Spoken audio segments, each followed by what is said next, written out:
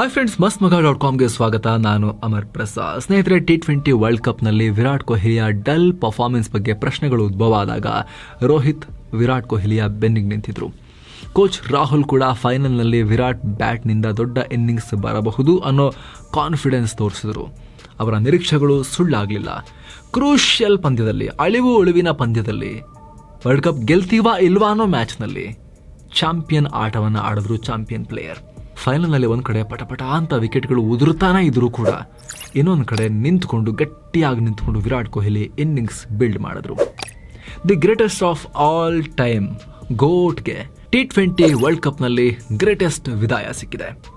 ಇದರ ಬೆನ್ನಲ್ಲೇ ರಿಟೈರ್ಮೆಂಟ್ ಅನ್ನು ಕೂಡ ಅನೌನ್ಸ್ ಮಾಡಿದ್ದಾರೆ T20 ಇಂಟರ್ನ್ಯಾಷನಲ್ಸ್ಗೆ. ಹಾಗಿದ್ರೆ ಲೆಜೆಂಡರಿ ಪ್ಲೇಯರ್ ವಿರಾಟ್ರ ಈ ಜರ್ನಿ ಹಾಗೂ ಈ ವಿಶ್ವಕಪ್ ಅವರ ಕರಿಯರ್ನಲ್ಲಿ ಯಾವ ರೀತಿ ಬೆಂಚ್ ಮಾರ್ಕ್ ಸೆಟ್ ಮಾಡಿದೆ, ಈಗ ವಿರಾಟ್ T20 ಇಂಟರ್ನ್ಯಾಷನಲ್ಸ್ ಇಂದ ರಿಟೈರ್ಮೆಂಟ್ ಅನೌನ್ಸ್ ಮಾಡಿದಾದ್ರೂ ಯಾಕೆ ಅನ್ನೋದನ್ನ ಕ್ವಿಕ್ ಆಗಿ ನಿಮಗೆ ಹೇಳ್ತಾ ಹೋಗ್ತೀವಿ. ಕಡೆ ತನಕ ಮಿಸ್ ಮಾಡಿದೆ ನೋಡಿ.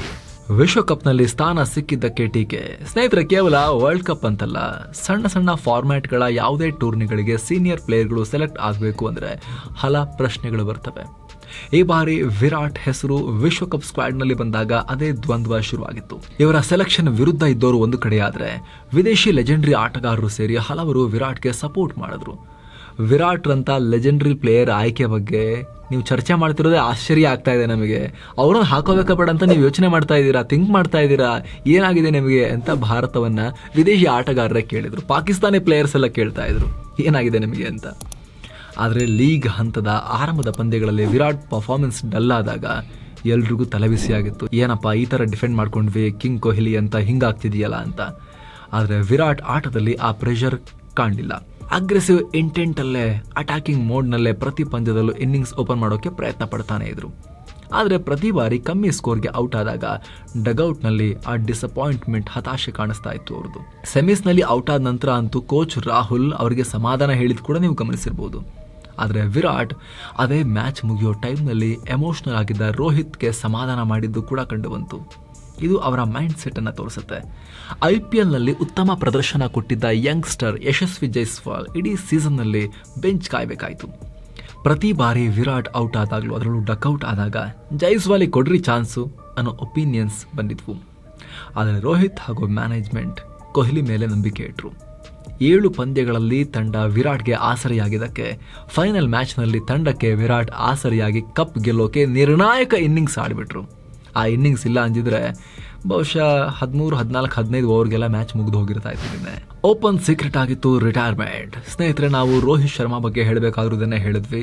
2022ರ T20 ವರ್ಲ್ಡ್ ಕಪ್ ಆದಮೇಲೆ ರೋಹಿತ್ ಹಾಗೂ ಕೊಹ್ಲಿ T20 ಸೀರೀಸ್ಗಳಿಂದ ದೂರ ಉಳಿಯೋಕೆ ಶುರು ಮಾಡಿ ಆಗಿತ್ತು. ಇನ್ಫ್ಯಾಕ್ಟ್ ಈ ವರ್ಷ IPLನಲ್ಲಿ ವಿರಾಟ್ ಆ ರೀತಿ ಪರ್ಫಾರ್ಮ್ ಮಾಡಿರಲಿಲ್ಲ ಅಂದಿದ್ರೆ ಟೀಮ್ನಲ್ಲಿ ಅವರು ಇರ್ತಾನೆ ಇರಲಿಲ್ಲ ಅಂತ ಕಾಣುತ್ತೆ. ಖುದ್ದು ವಿರಾಟ್ ಕೊಹ್ಲಿನೇ ನಾನು ಆಡಲ್ಲ ಬಿಡಿ, ಯಂಗ್ಸ್ಟರ್ಸಿಗೆ ಬಿಟ್ಕೊಡೋಣ ಅಂತ ಹೇಳಿಬಿಡ್ತಾ ಇದ್ರೇನೋ.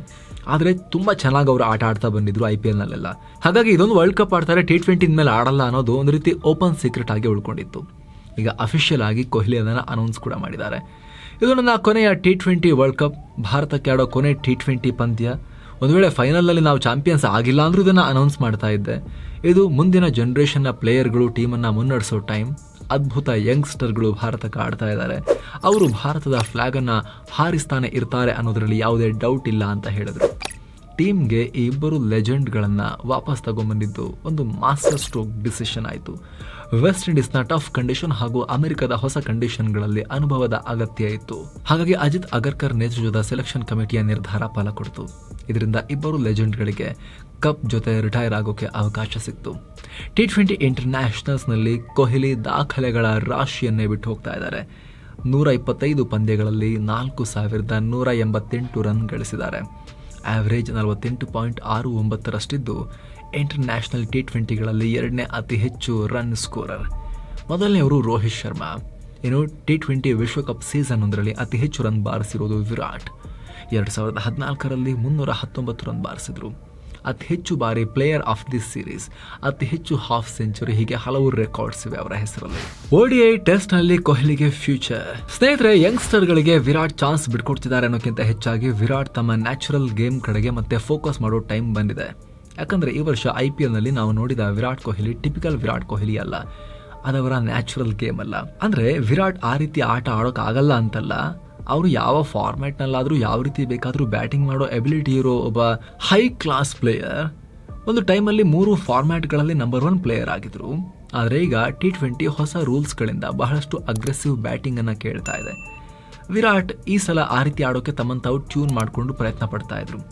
ಪಿಚ್ಗೆ ಸೆಟ್ ಆದಮೇಲೆ ಅಗ್ರೆಸಿವ್ ಆಗೋದು ಕೊಹ್ಲಿಗೆ ನ್ಯಾಚುರಲ್ ಆಗಿ ಬರುವ ಗೇಮ್. ಆದರೆ ಬಂದು ಹೊಡೆಯೋಕೆ ಶುರು ಮಾಡೋದು ಅದು ಕೊಹ್ಲಿಯ ಗೇಮ್ ಅಲ್ಲ. ಓಪನಿಂಗ್ನಲ್ಲಿ ವಿರಾಟ್ ಯಾವಾಗಲೂ ತುಂಬ ಸೆಲೆಕ್ಟೆಡ್ ಆಗಿ ಶಾಟ್ಸನ್ನು ಹುಡುಕಿ ಆಡ್ತಾರೆ. ರಾಂಗ್ ಸೆಲೆಕ್ಷನ್, ಬ್ಲೈಂಡ್ ಶಾಟ್ಸ್ ಅವರ ಬತ್ತಳಿಕೆಯಲ್ಲಿ ಇಲ್ಲೇ ಇಲ್ಲ. ಆದರೆ ಈ ಬಾರಿ IPLನಲ್ಲಿ ವಿರಾಟ್ ತಮ್ಮ ಲಿಮಿಟ್ಸನ್ನು ಪುಷ್ ಮಾಡಿದ್ರು. ಆದರೆ ಫೈನಲ್ ಮ್ಯಾಚ್ನ ಸಿಚುವೇಶನ್, ಟಾಪ್ ಬ್ಯಾಟಿಂಗ್ ಆರ್ಡರ್ ಕುಸ್ತು ಹೋಗಿದ್ದು ವಿರಾಟ್ ಮತ್ತೆ ನ್ಯಾಚುರಲ್ ಗೇಮ್ಗೆ ಹೋಗೋ ರೀತಿ ಮಾಡಿತು. ಅಂಡರ್ ಪ್ರೆಷರ್ ಚಾಂಪಿಯನ್ ಆಟವನ್ನು ಆಡಿಬಿಟ್ರು. ಮೊದಲ 5 ಬಾಲ್ಗೆ 14 ರನ್ ಗಳಿಸಿದ ವಿರಾಟ್ ವಿಕೆಟ್ ಬೀಳೋಕೆ ಶುರುವಾದ ಜವಾಬ್ದಾರಿ ಹೆಗಲ್ ಮೇಲೆ ಹಾಕೊಂಡ್ರು. 35 ಬಾಲ್ಗಳಲ್ಲಿ ಬೌಂಡ್ರಿ ಬರಲಿಲ್ಲ. 48 ಬಾಲ್ಗೆ 50 ಆಯಿತು. ಆದರೆ ಡೆತ್ ಓವರ್ಸಲ್ಲಿ ಮತ್ತೆ ಚಾರ್ಜ್ ಮಾಡಿದ್ರು. ಕೊನೆ 10 ಬಾಲ್ಗಳಲ್ಲಿ 24 ರನ್ ಚಚ್ಚಿದ್ರು. ತಂಡಕ್ಕೆ ಅವರ ಆಟದಿಂದ ವರ್ಲ್ಡ್ ಕಪ್ ಕೂಡ ಬಂತು. ಆದರೆ ಸ್ನೇಹಿತರೆ, IPLನಲ್ಲಿ ವರ್ಕ್ ಆದ ಅಗ್ರೆಸಿವ್ ಫಾರ್ಮುಲಾ T20 ವರ್ಲ್ಡ್ ಕಪ್ನಲ್ಲಿ ವಿರಾಟ್ ಕೈ ಕೊಟ್ಟಿತ್ತು ಆರಂಭದ ಮ್ಯಾಚ್ಗಳಲ್ಲಿ. ಸ್ನೇಹಿತರೆ, ವಿರಾಟ್ T20ಯಿಂದ ದೂರ ಹೋದರೆ ODI ಹಾಗೂ ಟೆಸ್ಟ್ ಚಾಂಪಿಯನ್ಶಿಪ್ ಮೇಲೆ ಫೋಕಸ್ ಮಾಡೋಕೆ ಸಾಧ್ಯ ಆಗುತ್ತೆ. ಅವರ ನ್ಯಾಚುರಲ್ ಗೇಮ್ ಕಡೆಗೆ ಫೋಕಸ್ ಮಾಡ್ಬೋದು. MS ಧೋನಿ ಕೂಡ ಇದನ್ನೇ ಮಾಡಿದ್ರು. 2014ರಲ್ಲಿ ಟೆಸ್ಟ್ ಕ್ರಿಕೆಟ್ಗೆ ಮೊದಲು ಗುಡ್ ಬೈ ಹೇಳಿ T20 ODIಗಳ ಕಡೆಗೆ ಫೋಕಸ್ ಮಾಡಿದ್ರು. ಅವರ ನ್ಯಾಚುರಲ್ ಗೇಮ್ ಕಡೆಗೆ ಅವರು ಫೋಕಸ್ ಮಾಡಿದ್ರು. 2015-19ರ ODI ವರ್ಲ್ಡ್ ಕಪ್ಗಳನ್ನು ಅವರು ಆಡಿದ್ರು. ಈಗ ವಿರಾಟ್ ಕೊಹ್ಲಿಗೂ ತಮ್ಮ ನ್ಯಾಚುರಲ್ ಗೇಮ್ ಮೇಲೆ ಫೋಕಸ್ ಮಾಡೋ ಟೈಮ್ ಬಂದಿದೆ. ಅವರ ಟ್ರೆಡಿಷನಲ್ ಶಾಟ್ಸನ್ನು, ಟೆಕ್ಸ್ಟ್ ಬುಕ್ ಶಾಟ್ಸನ್ನು ಮತ್ತೆ ನಾವು ನೋಡ್ಬೋದು. 2027ರ ವರ್ಲ್ಡ್ ಕಪ್ ಆಡ್ತಾರೋ ಇಲ್ಲೋ ಗೊತ್ತಿಲ್ಲ. ವಯಸ್ಸು ನೋಡಿದ್ರೆ ರೋಹಿತ್ ಆಗ 40ಕ್ಕೆ ರೀಚ್ ಆಗಿರ್ತಾರೆ. ಕೊಹ್ಲಿಗೆ ಇನ್ನು 38 ಆಗಿರುತ್ತೆ. ಆದರೆ ಈ ವರ್ಲ್ಡ್ ಕಪ್ನಲ್ಲಿ ಇಬ್ಬರು ಕಮ್ಬ್ಯಾಕ್ ಮಾಡಿ ಕಪ್ ಗೆಲ್ತಾರ ನಂಬಿಕೆ ಯಾರಿಗೂ ಇರಲಿಲ್ಲ ಅಲ್ವಾ. T20 ವರ್ಲ್ಡ್ ಕಪ್ ಗೆದ್ದು ರಿಟೈರ್ಮೆಂಟ್ ಅನೌನ್ಸ್ ಮಾಡಿರೋ ರೀತಿ ODI ವರ್ಲ್ಡ್ ಕಪ್ ಕೂಡ ಗೆದ್ದು ವಿದಾಯ ಹೇಳೋ ಯೋಚನೆ ಮಾಡಿದ್ರು ಆಶ್ಚರ್ಯ ಇಲ್ಲ. ರೋಹಿತ್ ಡೌಟೇ ಆಲ್ಮೋಸ್ಟ್. ಆದರೆ ವಿರಾಟ್ ತುಂಬಾ ಫಿಟ್ ಇದ್ದಾರೆ. ಆಡಿದ್ರು ಆಡಬಹುದೇನೋ, ನೋಡ್ಬೇಕು ಮುಂದೆ ಏನ್ ಮಾಡ್ತಾರೆ ಅಂತ. ಜೊತೆಗೆ 2025ಕ್ಕೆ ಟೆಸ್ಟ್ ಚಾಂಪಿಯನ್ಶಿಪ್ ಫೈನಲ್ ಕೂಡ ಬರುತ್ತೆ. ಸೊ ರೋಹಿತ್ ಕರಿಯರ್ಗೆ ಇದು ಕೂಡ ತುಂಬಾ ಇಂಪಾರ್ಟೆಂಟ್. ವಿರಾಟ್ ಕೂಡ ಈ ಜರ್ನಿಯಲ್ಲಿ ಮುಖ್ಯ ಪಾತ್ರ ನಿಭಾಯಿಸ್ತಾರೆ. ಇನ್ನು IPL ಜರ್ನಿ ಅಂತೂ ಇದ್ದೇ ಇದೆ. ವಿರಾಟ್ ಅಂದ್ರೆ RCB ಅಂದ್ರೆ ವಿರಾಟ್. ಅದೊಂದು ಕಪ್ ಎತ್ತೋದು ಇನ್ನೂ ಬಾಕಿ ಇದೆ ಈ ಲೆಜೆಂಡ್ಗೆ. Real challenger Virat. ಸ್ನೇಹಿತರೆ, ವಿರಾಟ್ ಕೊಹ್ಲಿ ಯಾವಾಗಲೂ ಇಂಪ್ರೆಸಿವ್ ಆಗಿ ಆಡಿರೋದು ಚಾಲೆಂಜ್ ಬೆಟ್ಟದ ರೀತಿ ಅವ್ರ ಮುಂದೆ ಬಂದು ನಿಂತಾಗಲೇ ಹತ್ತುತ್ತೀನಿ ಅಂತಾನೆ. ನಾರ್ಮಲ್ ಕಂಡೀಷನ್ನಲ್ಲಿ ಚೆನ್ನಾಗಿ ಆಡಿರೋದಕ್ಕಿಂತ ಟೀಕೆಗಳು ಕೇಳಿಬಂದಾಗ, ಚಾಲೆಂಜ್ ಇದ್ದಾಗ, ಇಮೆನ್ಸ್ ಪ್ರೆಷರ್ ಇದ್ದಾಗ ಅವರ ಒಳಗಿರೋ ಆ ಡೈಮಂಡ್ ರೀತಿಯ ಆಟ ಹೊರಗೆ ಬರುತ್ತೆ. ಕಳೆದ IPLಗೂ ಮುಂಚೆ ವಿರಾಟ್ರ ಸ್ಟ್ರೈಕ್ ರೇಟ್ ಬಗ್ಗೆ ಸಾಕಷ್ಟು ಟೀಕೆ ಬಂದಿದ್ವು. ಆದರೆ ವಿರಾಟ್ ಸ್ಟ್ರೈಕ್ ರೇಟ್ ಈ ಸಲ IPLನಲ್ಲಿ 154 ದಾಟಿತ್ತು. ಇನೋವೇಟಿವ್ ಶಾಟ್ಸ್ ಆಡಿದ್ರು. ಸ್ಪಿನ್ ವಿರುದ್ಧ ಹೆಚ್ಚು ಔಟ್ ಆಗಿರೋ ಟೀಕೆಗಳು ಕೇಳಿ ಬಂದವು. ಆದರೆ ಈ ಸಲ ಸ್ಪಿನ್ ಬೌಲಿಂಗು ಕೂಡ ವಿರಾಟ್ ಕೊಹ್ಲಿ ತಮ್ಮ ಸ್ವೀಪ್ ಶಾಟ್ಗಳ ಮೂಲಕ ಉತ್ತರ ಕೊಟ್ಟರು. ವಿರಾಟ್ ಈ ಹಿಂದೆ ಹೆಚ್ಚು ಸ್ವೀಪ್ಗಳನ್ನು ಟ್ರೈ ಮಾಡಿದವರೇ ಅಲ್ಲ. ಇನ್ನು ಈ ವರ್ಲ್ಡ್ ಕಪ್ನಲ್ಲಿ ವಿರಾಟ್ ಫಾರ್ಮ್ ಬಗ್ಗೆ ಪ್ರಶ್ನೆಗಳು ಬಂದವು. ಆದರೆ ವಿಚಾರ ಏನು ಅಂದರೆ, ಫೈನಲ್ಗೂ ಮುಂಚೆ ಅವರಿಗೆ ಆ ಚಾಲೆಂಜಿಂಗ್ ಸಿಚುವೇಶನ್ ಸಿಗಲೇ ಇಲ್ಲ. ಫೈನಲ್ನಲ್ಲಿ ಸೂರ್ಯಕುಮಾರ್ ಔಟ್ ಆಗ್ತಿದ್ದ ಹಾಗೆ ಕೊಹ್ಲಿ ಬ್ಯಾಟಿಂಗ್ ಶೈಲಿಯನ್ನು ಚೇಂಜ್ ಮಾಡಿಕೊಂಡ್ರು. ಒಂದು ಎಂಡ್ನಲ್ಲಿ ನಿಂತ್ಕೊಂಡು ಅಕ್ಷರ್ ಪಟೇಲ್ ಆಟವನ್ನು ಅಪ್ರಿಷಿಯೇಟ್ ಮಾಡಿ ಮೋಟಿವೇಟ್ ಮಾಡ್ತಾ ಇದ್ರು. ನೀ ಹೊಡಿ, ನಾನು ನಿಂತ್ಕೊಂಡು ಬ್ಯಾಲೆನ್ಸ್ ಮಾಡ್ತೀನಿ ಅಂತ. ಕೊನೆ ಓವರ್ಗಳಲ್ಲಿ ರಬಾಡ ಹಾಗೂ ಮಾರ್ಕೋ ಆ್ಯನ್ಸನ್ ರನ್ನ ಧೂಳಿಪಟ ಮಾಡಿದ್ರು. ಆದರೆ ಕಡೆ ಓವರ್ಗಳಲ್ಲಿ ಆ ರಬಾಡಾಗೆ, ಮಾರ್ಕೋ ಆ್ಯನ್ಸನ್ಗೆ ಧೂಳಿಪಟ ಮಾಡೋ ರೀತಿ ಚಚ್ಚಿಬಿಟ್ರು. ಹೀಗೆ ಪ್ರತಿ ಬಾರಿ ಚಾಲೆಂಜ್ಗಳು ಬಂದಾಗ ವಿರಾಟ್ ಪರ್ಫಾರ್ಮ್ ಮಾಡಿದ್ದಾರೆ, ಸನ್ನಿವೇಶಕ್ಕೆ ತಕ್ಕಂತೆ ಆಡಿದ್ದಾರೆ. ಸ್ನೇಹಿತರೆ, BCCI ಪ್ರೆಸಿಡೆಂಟ್ ರೋಜರ್ ಬಿನ್ನಿ ಅವರು ವಿರಾಟ್, ರೋಹಿತ್ ನಿರ್ಗಮನದಿಂದ ಉಂಟಾಗೋ ಸ್ಪೇಸ್ ಫಿಲ್ ಮಾಡೋಕೆ ಭಾರತಕ್ಕೆ 2-3 ವರ್ಷ ಬೇಕಾಗ್ಬೋದು ಅಂತ ಹೇಳಿದ್ದಾರೆ. ಅವರ ಮಾತಿನಂತೆ ಟೀಮ್ನಲ್ಲಿ ಇನ್ಮುಂದೆ ಅಷ್ಟೊಂದು ಎಕ್ಸ್ಪೀರಿಯನ್ಸ್ ಇರೋದಿಲ್ಲ. ಹಾರ್ದಿಕ್ ಪಾಂಡ್ಯ, ಸೂರ್ಯಕುಮಾರ್ ಯಾದವ್, ಜಡೇಜಾ ಸದ್ಯಕ್ಕೆ ಸೀನಿಯರ್ ಪ್ಲೇಯರ್ಸ್. ಸೊ ಈ ಗ್ಯಾಪ್ ಫಿಲ್ ಮಾಡೋಕೆ ಒಂದಷ್ಟು ಟೈಮ್ ಆಗತ್ತೆ. ಸೂರ್ಯ ಕೂಡ ವಯಸ್ಸಾಗ್ತಾ ಇದೆ. ತುಂಬ ಲೇಟಾಗಿ ಅವರಿಗೆ ಅವಕಾಶ ಕೊಟ್ಟರು. 30 ದಾಟಿದ ಮೇಲೆ ಡೆಬ್ಯೂ ಮಾಡಕ್ಕೆ ಬಿಟ್ರು ಅವರಿಗೆ. ಹಾಗಾಗಿ ಅವರು ಕೂಡ ತುಂಬ ವರ್ಷಗಳ ಕಾಲ, ದಶಕಗಳ ಕಾಲ ಆಡ್ತಾರೆ ಅಂತೇನು ಹೇಳೋಕ್ಕಾಗಲ್ಲ.